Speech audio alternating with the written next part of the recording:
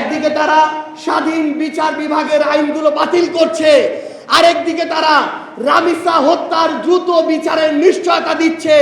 এর চেয়ে বড় ভণ্ডামি আর হতে পারে না। এই যে নতুন সিম্প্যাথি গেম শুরু হয়েছে, এই যে নতুন কার্ড খেলা শুরু হয়েছে, এই প্রতারণার ফাঁদে বাংলাদেশের মানুষকে আর পড়তে দেওয়া হবে না। বিএনপি যদি মনে করে এগুলো করে তারা পার পেয়ে যাবে, বিএনপি এগুলো করে পার পাবে না। বিএনপি প্রত্যেকটা পদে পদে তাদের 31 দফার সাথে প্রতারণা করছে, জুলাই সনদের সাথে প্রতারণা করছে, গণভোটের সাথে প্রতারণা করছে, বাংলাদেশের সাথে তারা গাদ্দারি করছে।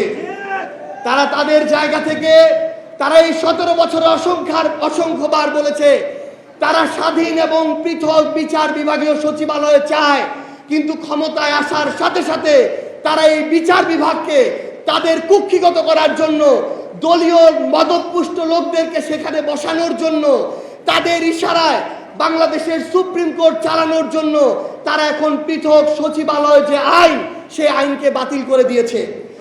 একদিকে তারা স্বাধীন বিচার বিভাগের আইনগুলো বাতিল করছে, আরেকদিকে তারা রামিসা হত্যার দ্রুত বিচারের নিশ্চয়তা দিচ্ছে।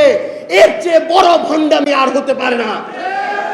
এই জন্য আমরা আপনাদেরকে আহ্বান করব, এই যে নতুন সিম্প্যাথি গেম শুরু হয়েছে, এই যে নতুন কার্ড খেলা শুরু হয়েছে, এই প্রতারণার ফাঁদে বাংলাদেশের মানুষকে আর পড়তে দেওয়া হবে না। আমরা আপনাদেরকে আহ্বান জানাই, আমাদের একসাথে আমাদের এই লড়াইটা চালিয়ে যেতে হবে। এই শুক্রবার হচ্ছে সেই শুক্রবার, যেই শুক্রবার আমাদেরকে আমাদের ভাই ওসমান হাদির কথা মনে করিয়ে দেয়। ওসমান হাদির হত্যাকারীরা ওই ভারতে গ্রেফতার হয়, মাসের পর মাস চলে যায়, পররাষ্ট্রমন্ত্রী সফর করে আসে, সেই হত্যাকারীরা এখন পর্যন্ত কেন বাংলাদেশে আসে না? তাহলে আমাদেরকে এই জবাব দিতে হবে। মাননীয় প্রধানমন্ত্রী জনাব তারেক রহমান, আপনাকে এই জবাব দিতে হবে, কেন এখন পর্যন্ত গ্রেফতার হওয়ার পরও ওসমান হাদির হত্যাকারীরা বাংলাদেশে আসে না, তাদের বিচার হয় না, তাদের রায় কার্যকর হয় না। আমাদেরকে আমাদের কণ্ঠস্বর উঁচু রাখতে হবে, কারণ আমরা আমাদের ভাইদেরকে আর নেগোসিয়েশনের বলি হতে দিতে পারি না।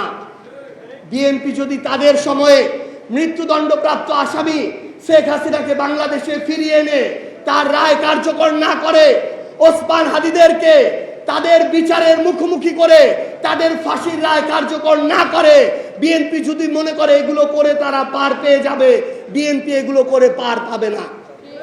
রাজনৈতিক বিষয় রাজনৈতিকভাবে ডিল হবে এবং সেই লড়াইয়ের পথে আমরা একসাথে লড়াই করে যাব ইনশাআল্লাহ।